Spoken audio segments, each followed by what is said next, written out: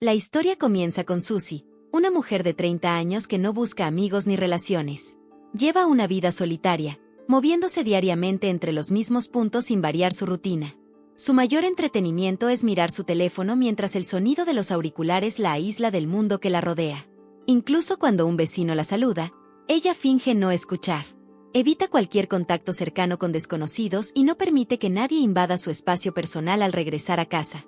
Su dieta consiste en comida rápida y económica, y encuentra consuelo en programas de variedades predecibles. Una noche, mientras cenaba, una vibración violenta sacudió su apartamento. Sin prestarle atención continuó comiendo, creyendo que cualquier cosa que ocurriera fuera de su hogar no la afectaba. Sin embargo, unos días después, el olor fétido que invadió el pasillo la obligó a detenerse. Molesta por la interrupción de su rutina, contactó a la compañía de administración de la propiedad para expresar su queja por el mal olor que, según decía, había perturbado su tranquilidad. Más tarde, al regresar, vio a varios policías en el pasillo. Fue entonces cuando la casera le informó que el vecino, un hombre también solitario de unos 30 años, había fallecido tras ser aplastado por un armario que colapsó. La vibración que Susie había sentido antes coincidía con la hora estimada de su muerte. Susie recordó ese incidente y pensó que si hubiera reaccionado a tiempo, tal vez podría haber salvado a su vecino. Aunque esta idea la llenó de una vaga culpa, también sintió tristeza e impotencia.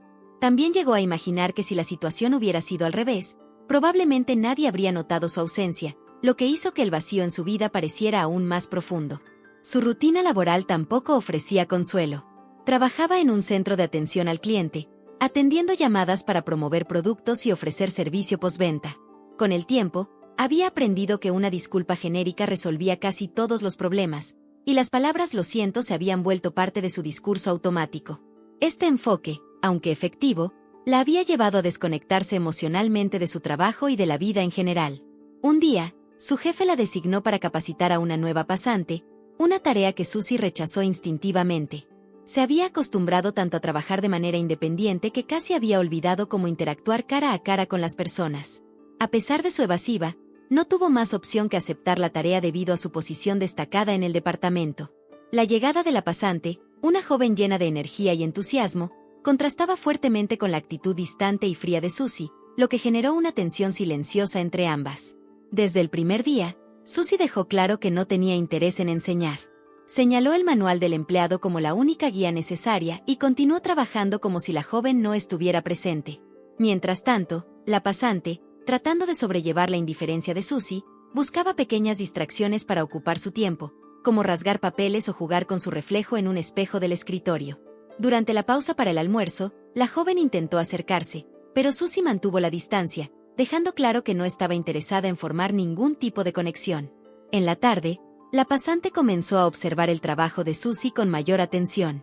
Notó cómo, a pesar de la simplicidad de su tono mecánico, lograba resolver las llamadas con aparente facilidad. Aunque había algo que no entendía, Susie parecía responder con seguridad a problemas que para la joven eran absurdos. Cuando se atrevió a preguntar al respecto, Susie le mostró las notas en su computadora y explicó que algunos clientes solo necesitaban ser tratados con paciencia para evitar conflictos. Al día siguiente, la pasante llegó con un regalo, un spray para la garganta, con la intención de aliviar las molestias que las largas horas de trabajo podían causar. En su entusiasmo, lo probó sin advertir que podría ser invasivo y terminó rociando accidentalmente a Susie en el rostro.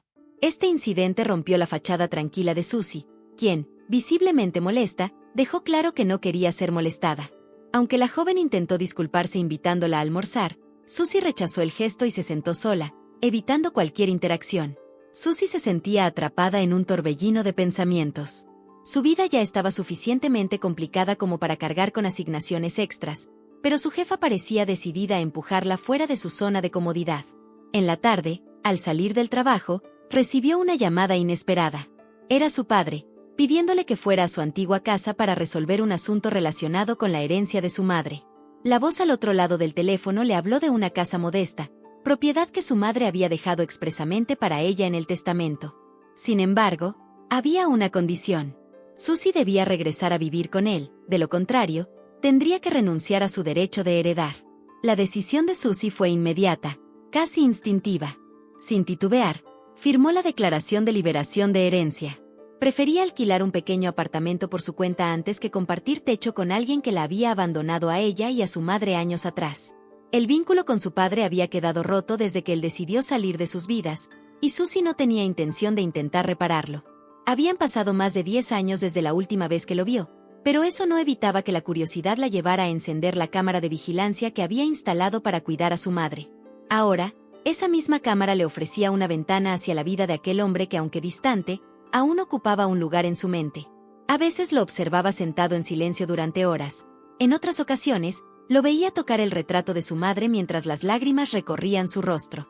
No podía entender cómo alguien que parecía tan lleno de arrepentimiento había sido capaz de actuar con tanta frialdad en el pasado.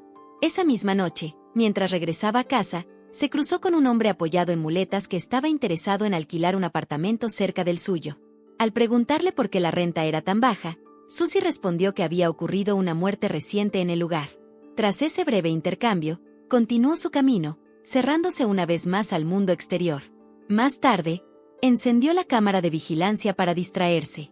La escena que encontró en la pantalla le provocó un nudo en el pecho. Su padre estaba cenando con algunos vecinos, una velada animada en la que el retrato de su madre ocupaba un lugar destacado en la mesa. Susie no podía evitar sentir celos.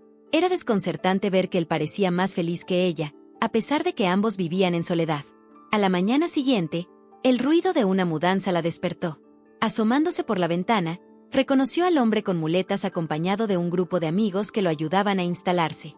La energía y la alegría del grupo contrastaban marcadamente con la monotonía de su vida. Más tarde, él se acercó para agradecerle la información y con una sonrisa, la invitó a cenar esa noche en su nuevo hogar. Susie, atrapada en su soledad, no dio una respuesta clara y volvió rápidamente a su apartamento. En el trabajo, la pasante parecía más apagada de lo habitual. Le confesó que no había podido dormir debido a los constantes pitidos imaginarios del teléfono, un síntoma que Susie reconoció como una enfermedad común entre los empleados. Pero fiel a su carácter, no encontró palabras para consolarla. Cuando la joven enfrentó su primera llamada con un cliente particularmente difícil, Susie notó cómo su entusiasmo empezaba a desvanecerse bajo la presión.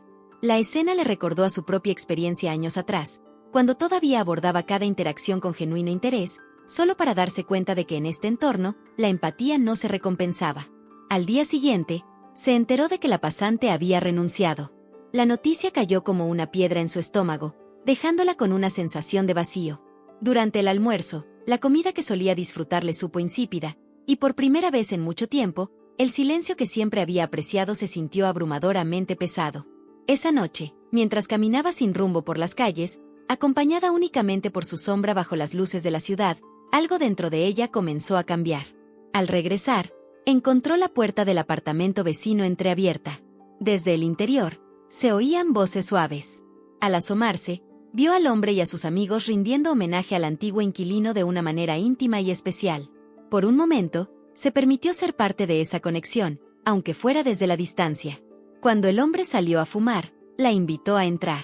Esta vez, Susie no encontró motivos para negarse. Pasaron la noche conversando, y por primera vez en mucho tiempo, se sintió escuchada. Más tarde, al regresar a casa, tomó su teléfono y marcó el número de la pasante. La disculpa que ofreció no tenía nada que ver con las excusas automáticas que daba en el trabajo. Era honesta, sincera, y de alguna manera, liberadora. A la mañana siguiente, el mundo parecía diferente.